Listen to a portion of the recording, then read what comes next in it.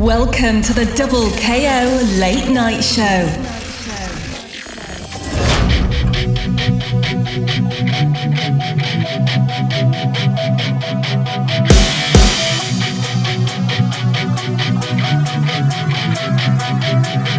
Double KO!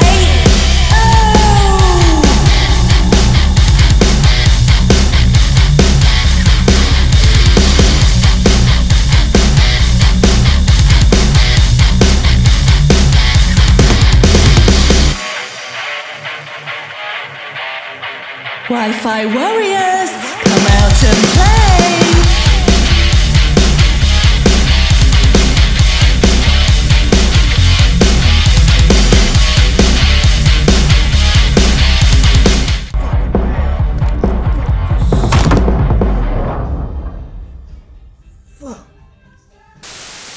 What's up, you guys? Welcome to the Double KO Late Night Show. My name is Laz, and I want to get things started off right by knocking out some of these topics. Let's roll the clips. Knowing that Robs do like to do that, tries to go for a platform tech chase here and gets slept on! Walks right into it there.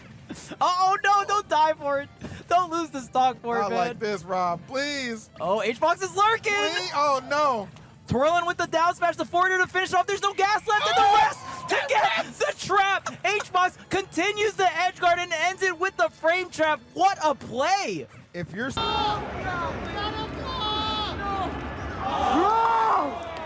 Holy shit!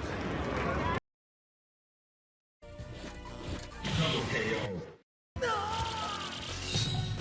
Judgment.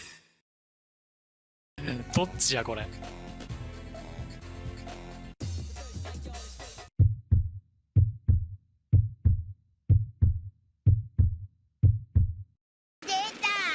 Ha!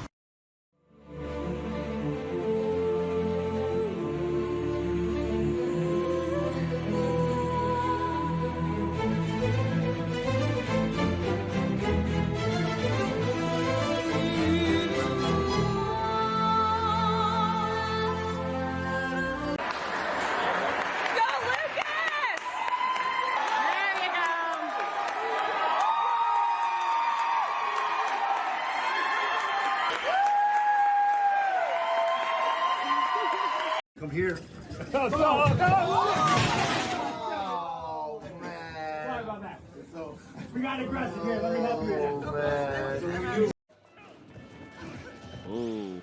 Oh, here we go. Yeah. These nairs are so there we safe. go. Uh-huh. Multi-hits, punching a lot of riddles, spot dodge, and parry attempts. Yo! Wait a minute! Yo, Unbelievably right now. He sees. First Ismael Bonfim. Greatest knockouts you will see. Neutral get up, he's alive. Light pushes the buttons, he can't find a hit. Tweak. Light. This is insane. What's gonna happen? Oh no, the forward smash. Oh, let me taking that one down with a forward smash the other way. Are you serious? Holy shit. Oh, attends. Oh, Peut-être le comeback. Oh, attends. Oh, il a... Oh, il a... Ok, le smash on l'ending. Le smash est parfait. Le smash est parfait de la part de Mars. Oh, qu'est-ce que tu caches? Oh, il a tué le violet. Il a plus de Pikmin. Oh, il a raté. Il a dodge. Non, il va pas le refaire. Il a plus d'air dodge.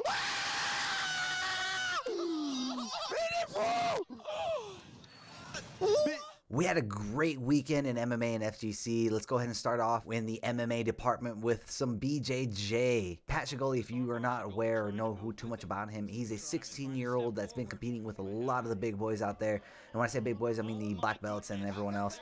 But he's more well known for ripping knee bars and heel hooks. If you look at the Twitter comments, a lot of people were kind of happy.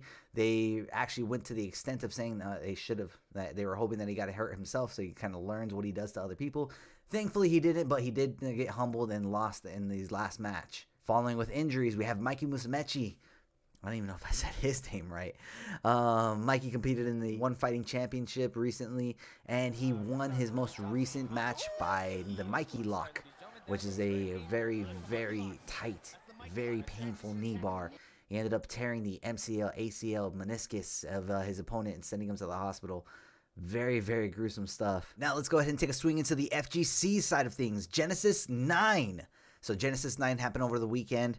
MK Leo came out on top with his 5th Genesis win. There's been a lot of chatter out there about who's number 1 in the world. You got anything you want to say about it while I got you? It seems like people forgot, but it's me. Surprise. I won Genesis. I guess I'm still the best. But honestly, that probably wasn't the biggest story. Mute Ace, seeded to place 18th, ended up sending MK Leo to losers, and then on the run back wasn't able to finish it off, but put on a great show for everyone watching. So congrats to Mute Ace, but again, congrats to MK Leo for taking the 5th Genesis 9 first place victory.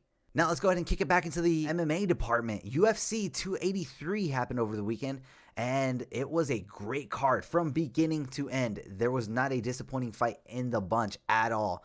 And it happened for the first fight of the year back in Brazil. So what a great card it was. Probably the biggest stories that are going to happen with UFC 283 are going to be from the main event from the primary card, which was Mauricio Shogun. The one thing that's, I don't know, I just didn't like the way it came off. It was the commentary over his retirement. The commentary basically said, congrats on your future, congrats on your UFC career, and best of wishes, best of luck in your future endeavors outside of the UFC. Now, normally there's nothing wrong with that, but at 41 years of age and 16 years with the company, you would think that they would be congratulating him on his retirement. As he's retiring, we're not sure if he's going to fight. We're not sure if he's ever not going to fight again because he might need to for money. I thought I was alone in these thoughts, but if you look at, and we'll take to Twitter and look at Ariel Helwani's post. So Ariel Helwani, wouldn't it be great if we all knew that because of his 16 years of service in the UFC, Shogun will get some kind of pension? 16 years, something, 5 years worth, for something would be nice. But yeah, I felt the same exact way. I honestly feel like he should definitely get some kind of pension, something that says, thank you for your 16 years in the UFC. You no longer need to fight. We got you. Next up, we have Brandon Moreno versus Davison Figueiredo. That was an incredible fight. It was the 4th and last fight that they're going to be coming together and fighting. And Brandon Moreno ended up getting the win. Ended up getting booed off stage and getting a bunch of stuff thrown at him, causing him to have to celebrate with his team outside or inside the safety of the locker room or outside in the safety, but they couldn't celebrate out in public because they were definitely getting hated on for that win. And lastly, we have the light heavyweight main event, Glover Teixeira versus Jamal Hill. I was surprised, along with everyone else. I did not think Jamal Hill was going to be able to come up with a win, mainly because I thought Glover would be able to take him down and assert his dominance on the ground. But Jamal Hill proved me and everyone else wrong, and it was an incredible fight. Congrats to Jamal Hill. Very emotional, very well deserved. But it is not over there. Congratulations. I'm coming. I'm coming! And that's going to be a great fight when it happens.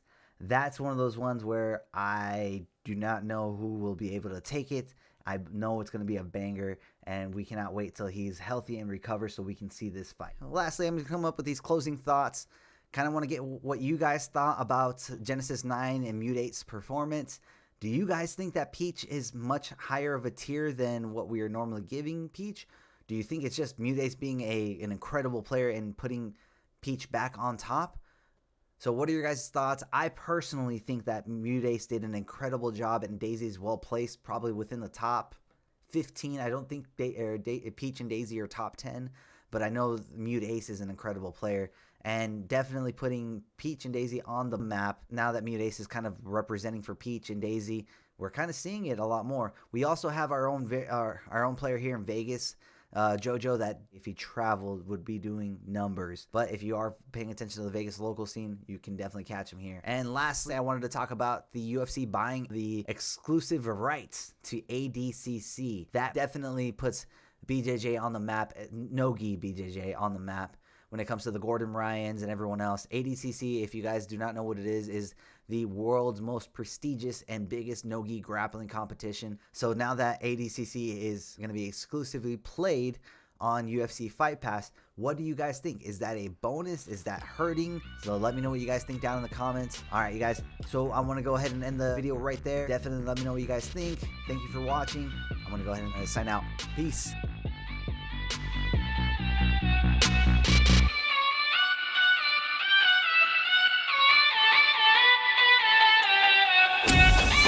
We await your return, warrior.